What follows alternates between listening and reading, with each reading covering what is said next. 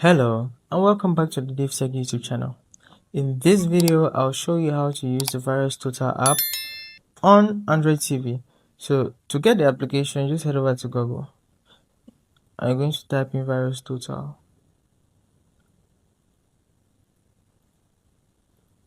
Now, right there you have the VirusTotal, and scroll down and find the version of it that's coming from Google Play. So you want to do something like play.google.com, and you have that right here. So VirusTotal Mobile, click on that app. On that link right now, you have this. So you have an install button right here.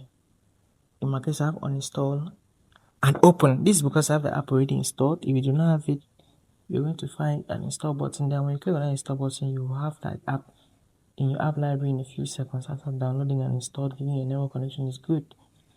In this case, I'm going to click on open, just like you would if you have downloaded the app. And now you find a lot of apps. So the green means the app is all good. Green means not too sure. And the red, oh, you got to download. You have to install the application. It's dangerous and it may contain viruses. That's what the VirusTotal app is telling you. So you can navigate by searching the apps you have suspicions about. Type its name in the search box and you have the app. If you just download an application, you can rescan.